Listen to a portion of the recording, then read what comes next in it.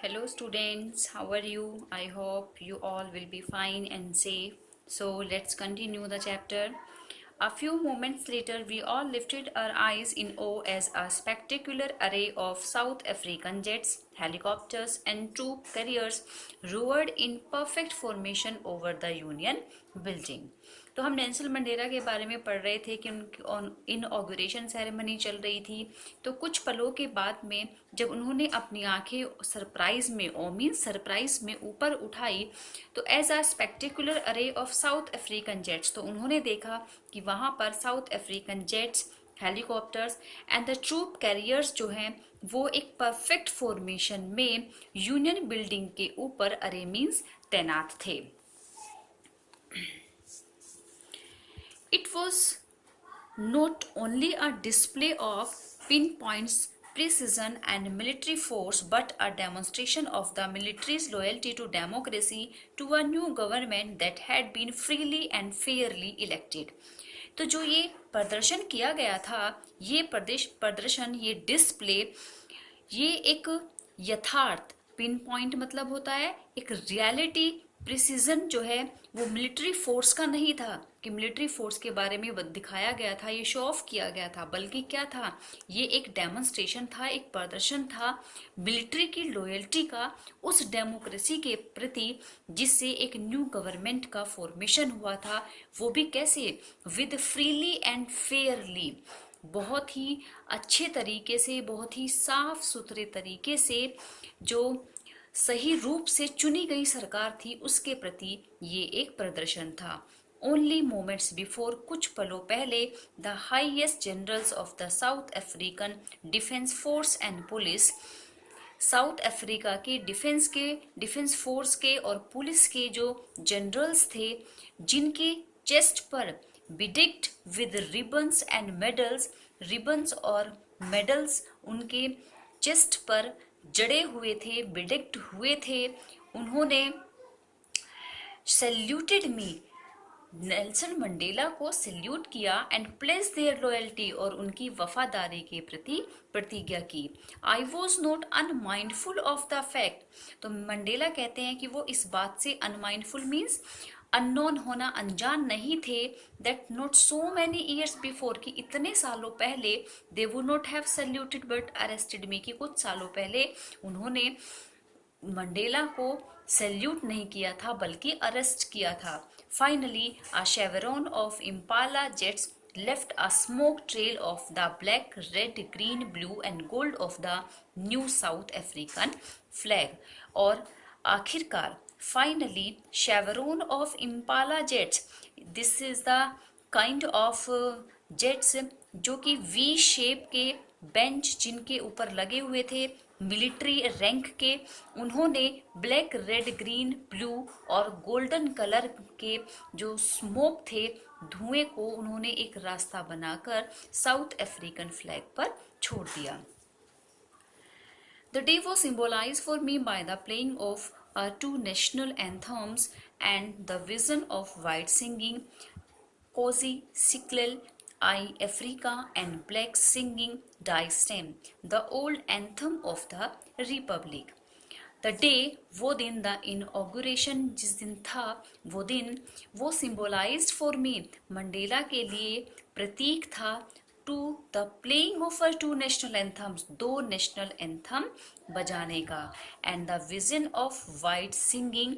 जो नए लोग थे, जो वाइट लोग थे, उनके लिए ये था कि वो आई अफ्रीका, कोजी सिक्लेल आई अफ्रीका, कि वो नया वाला राष्ट्रगान गाएं, और जो ब्लैक्स थे singing Die Stem the old anthem of the republic, वो पुराने वाला अपना नेशनल एंथम गाएं। Although that day neither group knew the lyrics of the anthem they once despised, हालांकि उस दिन कोई सा भी ग्रुप, नीदर ग्रुप, दोनों में से कोई भी ग्रुप उस नेशनल एंथम के लिरिक्स को, उन बोल को नहीं जानता था, जिनसे वो डिस्पाइस मीन्स टू हेट, घृणा करते थे। They would soon know the world by heart, और वो ये जल्दी know the words by heart, वो जल्दी ही इन शब्दों को सीख भी जाएंगे।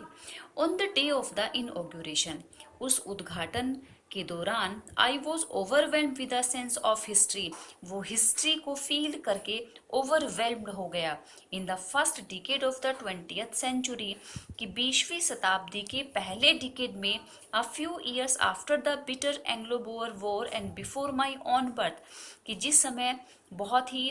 वो बिटर एंग्लो बोअर वॉर हुआ था, तब जब मंडेला का जन्म नहीं हुआ था, the white skin peoples of South Africa patched up their differences and erected a system of racial domination against the dark skin peoples of their own land.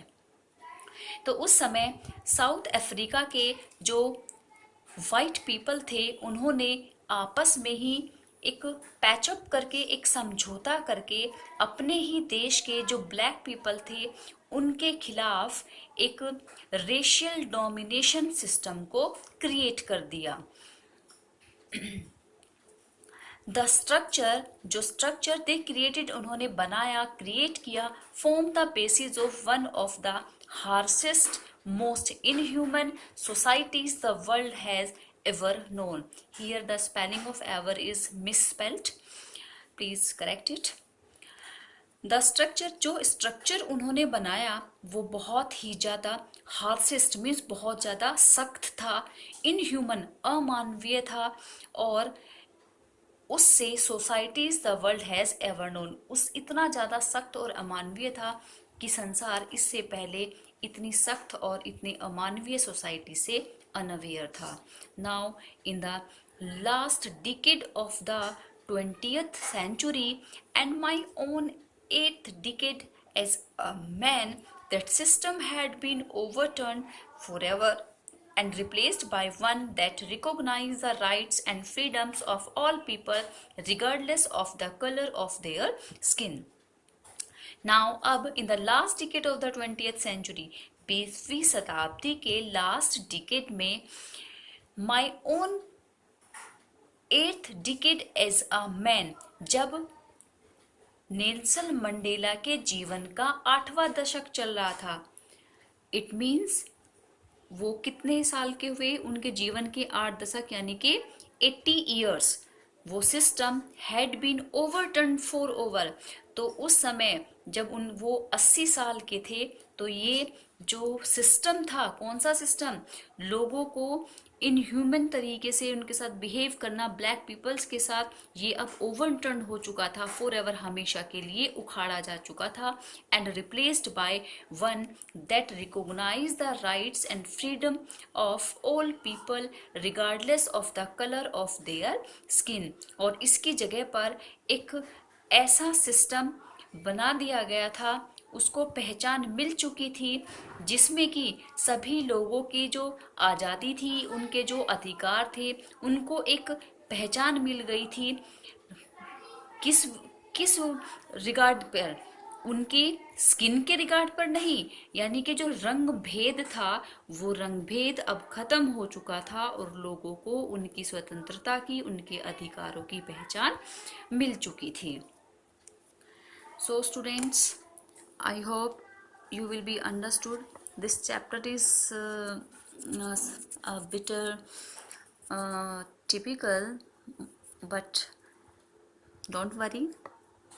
let's see. Okay, thank you.